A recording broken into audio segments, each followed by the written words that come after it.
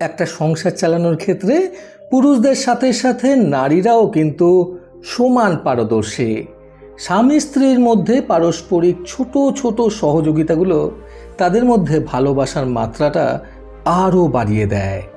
বন্ধুরা, এই অসাধারণ প্রসঙ্গটাকে কেন্দ্র করে আজকে আমি আপনাদের শর্মিষ্ঠা আর আবির নামক এক স্বামী স্ত্রীর সুন্দর একটি গল্প শোনাবো। চ্যানেলে নতুন হলে সাবস্ক্রাইব করতে ভুলবেন না এবং অবশ্যই গল্পটি ভালো লাগলে একটা লাইক আশা করব। শর্মিষ্ঠা আর আবিরের দাম্পত্য জীবন প্রায় 11 বছরের। বেশ সুখেরই তাদের দাম্পত্য জীবন। বাড়তি কোনো ঝগড়াঝাঁটি কখনোই তাদের দাম্পত্য জীবনের সুখ কেড়ে নিতে পারেনি। দুজনেই অত্যন্ত শান্ত স্বভাবের ছিল। 9 বছরে তাদের 2 যমজ সন্তান ছিল। সব মিলিয়ে 4 জনের খুবই সুখী সংসার ছিল। আবির একটি বেসরকারি কর্মসংস্থানে চাকরিরত ছিল। বেসরকারি কর্মস্থান হিসেবে সারাদিন অক্লান্ত পরিশ্রম করার পর যা মাইনে করি সে পেত, তাতে কোনো প্রকারে তার সংসার চলে যেত। তাতেই অবশ্য শর্মিষ্ঠা খুশি ছিল। তার মধ্যে দিয়েই সে সংসারের সব কিছু ঠিকঠাক মতো মানিয়ে নেওয়ার চেষ্টা করত। কিন্তু এবারে সংসার খরচ, সন্তানদের খরচ, লোন এবং ভাড়া, পারিপার্শ্বিক আরও খরচ মিলিয়ে যে আবিরের ওপর প্রচণ্ড পরিমাণে চাপ পড়ে যাচ্ছিল, সেটা সরাসরি না হলেও শর্মিষ্ঠা ঠিকই বুঝতে পারছিল, যেটা সে একদমই সহ্য করতে পারছিল না। আবির দিন দিন প্রচণ্ড পরিমাণে অন্যমনস্ক হয়ে যাচ্ছিল। তাই আবিরের সাথে কথাবার্তা বলেই অবশ্য সে সিদ্ধান্ত নেয় যে একটি চাকরি করবে। আবির অবশ্য তাতে মানা করেনি। সংসারের সুবিধার্থে যে সে শর্মিষ্ঠাকে কাজে পাঠিয়েছিল সেটা নয়। আবির মনে করত শর্মিষ্ঠারও নিজস্ব কিছু স্বাধীনতা রয়েছে, তারও হয়তো কিছু অতিরিক্ত হাত খরচ লাগতে পারে, যেটা সে আমাকে বলতে পারে না। এই সকল কিছু ভেবেই আবির সম্মতি দিয়েছিল শর্মিষ্ঠাকে চাকরি করার জন্য। যথারীতি আবিরের কাছ থেকে সম্মতি পেয়ে শর্মিষ্ঠা এক জায়গায় ইন্টারভিউ দিল এবং সেখানেই সে চাকরিটা পেয়েও গেল। তারপর থেকে সে মাসখানেক সেখানে চাকরি করল। গতকাল শর্মিষ্ঠার নতুন অফিসের প্রথম মাসের বেতন হলো। সেলফোনে মেসেজটি পেতেই শর্মিষ্ঠা বরের কাছে ছুটে গিয়ে বলেছিল, আবির, আমার বেতন হয়েছে। সংসার খরচে আমিও তোমার মতো সহযোগিতা করতে চাই। একটু বলবে প্লিজ আমি কত দেব? মানে আমি কত টাকা দিলে তোমার সংসার চালাতে সাহায্য হবে? আবির কিন্তু ভেবেছিল যে প্রথম মাইনে পেয়ে আনন্দে উৎসুক হয়ে শর্মিষ্ঠা তার সাথে মজা করছে কিংবা তার সাথে প্রতিযোগিতায় নামতে চাইছে। খুব সম্ভবত এই কারণেই নিজের স্ত্রীর কাছ থেকে সহযোগিতা চেয়ে টাকার এমন একটি অঙ্ক বলল সে, যেটা শর্মিষ্ঠার মোট বেতনের প্রায় সমান। এটা শুনে শর্মিষ্ঠা কিছুক্ষণ চুপ করে থাকলো ঠিকই, কিন্তু তার পরক্ষণে নিজের সেলফোনটি হাতে নিল এবং বিনা বাক্য ব্যয় ওর অর্থাৎ আবিরের চাওয়া অর্থের পুরোটাই ওর অ্যাকাউন্টে ট্রান্সফার করে দিল। ঠিক সেই মুহূর্তেই আবিরের মুখ দেখে শর্মিষ্ঠা বুঝতে পেরেছিল যে তার বরটা সত্যিই বিস্মিত হয়েছে, যেন নাটকীয় কিছু ঘটছে। এরপর বাকি যা টাকা ছিল শর্মিষ্ঠার কাছে, ওখান থেকে বাচ্চাদের স্কুলের বেতন দিল, যাতে সংসারের এত এত খরচের চিন্তার মধ্যে এসব ছোটোখাটো বিষয় নিয়ে আবিরকে আর নতুন করে দুশ্চিন্তায় থাকতে না হয়। তারপর শর্মিষ্ঠা যখন সংসারের অন্যান্য খরচগুলোতেও সহযোগিতা করতে পারে কি না হিসাব করে দেখছিল, তখনই সে উপলব্ধি করল যে কি ভীষণ খরচের চাপ সইতে হয় তার বর আবিরকে, প্রত্যেক মাসেই, এমনকি রোজই।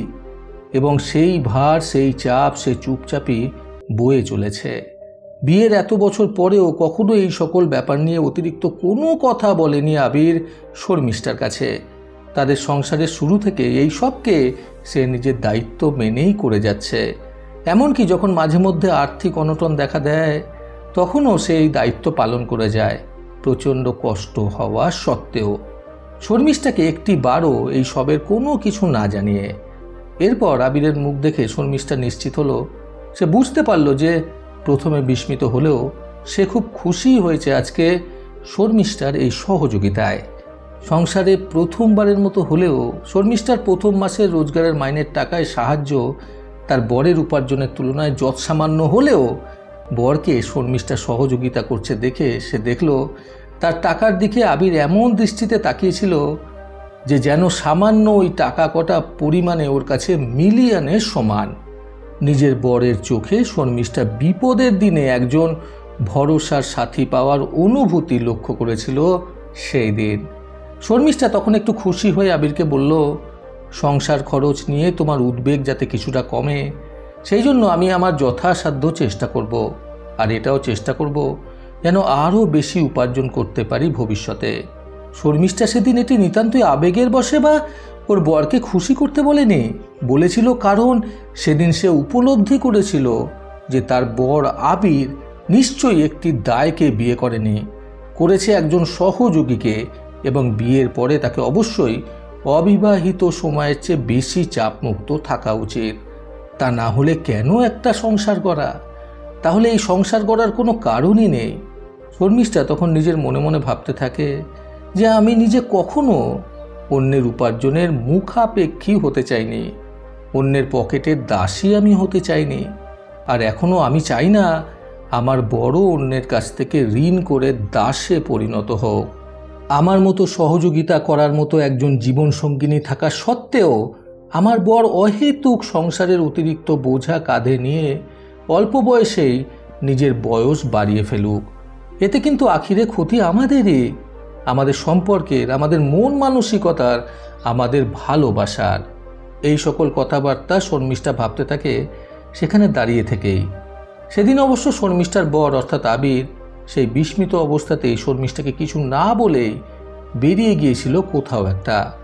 আর যখন ফিরে এলো সাথে করে নিয়ে এসেছিল সংসারের জন্য যা যা প্রয়োজন তার অনেক কিছুই, এক গাদা বাজার হাট, মাস কাবারি জিনিসপত্র, প্রয়োজনীয় ওষুধ, সন্তানদের জন্য প্রয়োজনীয় জিনিসপত্র ইত্যাদি সমস্ত কিছু সংসারের জিনিস। শর্মিষ্ঠা বুঝতে পারল যে তার বর তার করা সহযোগিতাকে সাথে সাথেই ব্যবহার করলো সংসারে। সে কৃতজ্ঞতার কারণেই হয়তো করলো, তবুও শর্মিষ্ঠার কষ্টের টাকার অপব্যবহার না করে বরং খুব সুন্দরভাবে তার চোখের সামনে সংসারের কাজে ব্যবহার করলো। এটা দেখে শর্মিষ্ঠাও খুবই আনন্দিত হলো। সেদিন আবির রান্না করলো জমিয়ে শর্মিষ্ঠা এবং তাদের ছেলে মেয়েদের জন্য। রান্নার শেষে আবির অবশ্য নিজের হাতে করেই শর্মিষ্ঠা এবং তাদের ছেলে মেয়েদের খাওয়ার পরিবেশন করে দিয়েছিল, এমনকি তাদের খাইয়েও দিয়েছিল নিজের হাতে করেই।